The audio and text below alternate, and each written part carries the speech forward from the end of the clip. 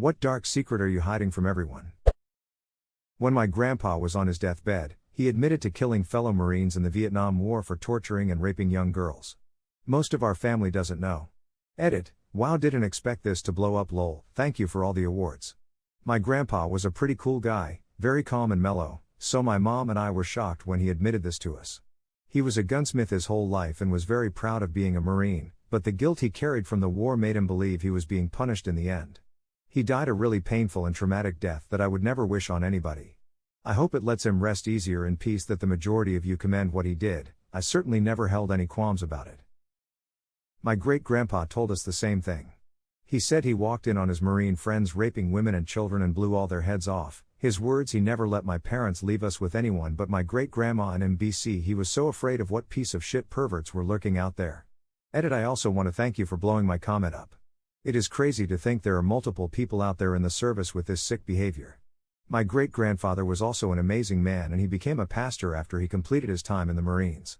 He also wanted forgiveness for killing those men for what they did and he ended up passing from bone cancer, but nonetheless he was an amazing person with a giant heart. Damn, what a guy.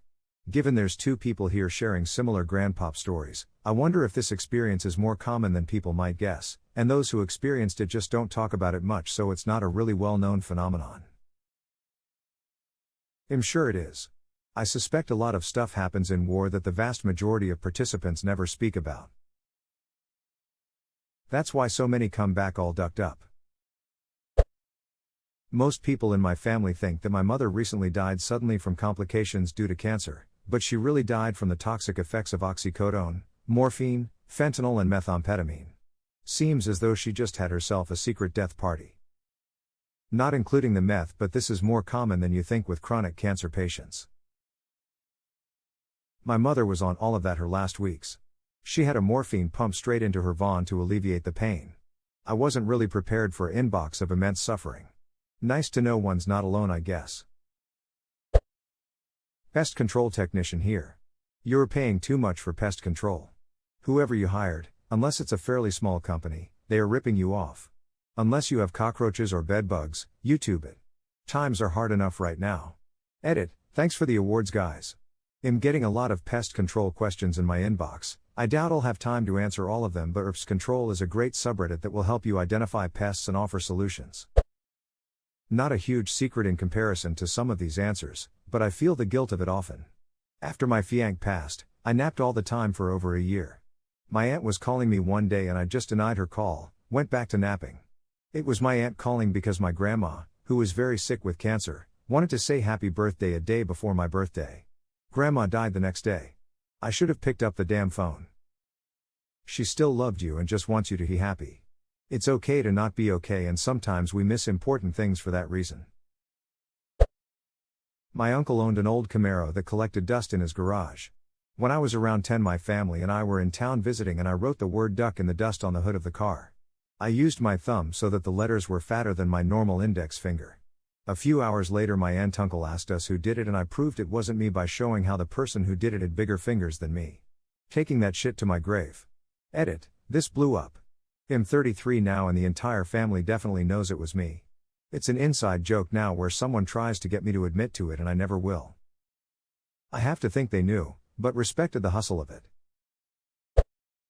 One of my closest coworkers, who is an integral part to our very large corporation, killed a man in his late teens and threw the body in a lake. He only got off on a technicality. I work remotely so I don't build a lot of personal relationships with people I work with regularly. I googled his full name. It freaked me out at first. But I've kinda gotten over it. I wonder if anyone else knows. It happened 40 plus years ago. He will retire soon and then I might ask another coworker about it. I just don't want to stir the pot. Did you know Bernie from accounting is a murderer? A murderer of fun? Yeah, I knew. Oh, okay. My suicidal depression isn't gone. I've just accepted that I have to wait to die of natural causes because killing myself would scar my family and most people who know me for life.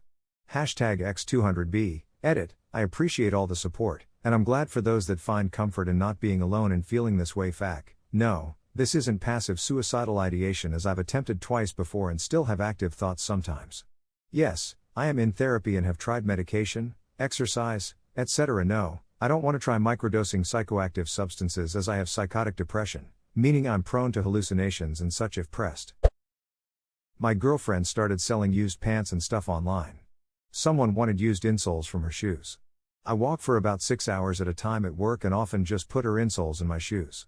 Those perverts are getting off to the smell of my sweaty feet thinking it's a girl. This reminds me of an old video from way back. It opens up with an older guy opening up a package which contains worn women's underwear sealed in a Ziploc bag. He opens the bag and takes a deep whiff. The camera then pans to a dark room with flashing lights and you see two Asian guys playing DDR wearing women's underwear. They have a third friend packaging up the undies to send out to the next customer. I found the video and it's way better than I remembered. U2.B. My grandpa was stationed in Okinawa, Japan during the Korean War, while in the Marines. He hooked up with a woman there, and she got pregnant. So, I have a Japanese aunt and a few cousins, in Japan, whom I've never met before. Hank? Hank Hill? My brother and I did a 23andMe. We discovered we have a half-sibling, same father, who is older than us. I messaged them but no reply.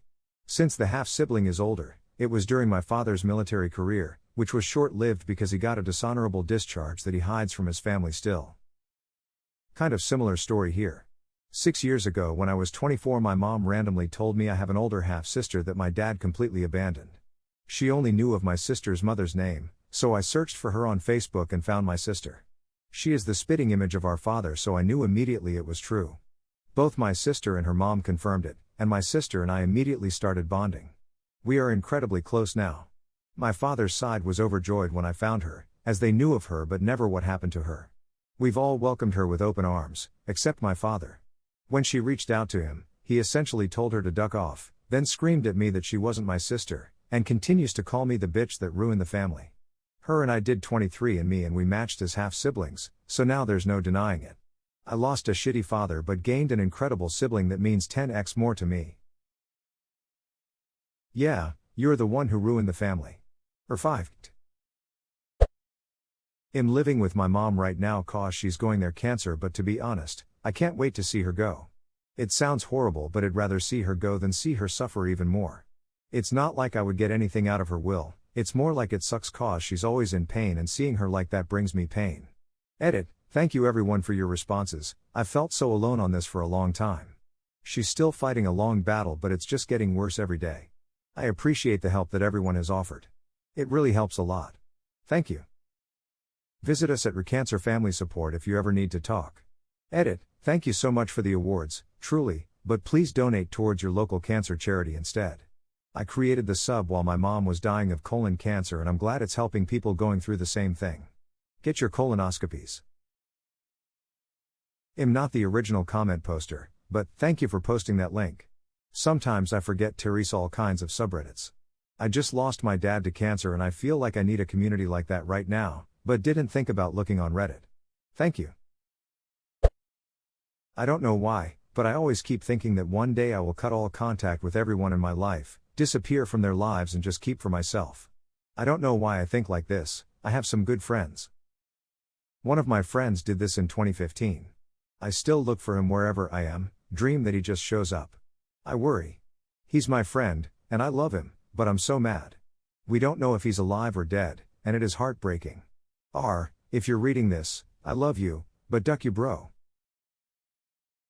One of my friends did this in the early 2000s. We had a wonderfully tight-knit group through high school. After high school, this one person in the friend group decided to drop all of us and went no contact. I found his FB account and LinkedIn account later on, but he stopped updating them years ago. I tried messaging him on those apps and he never responded. No idea where he is now. Alex R. From NJ, if you're out there, your friends miss you.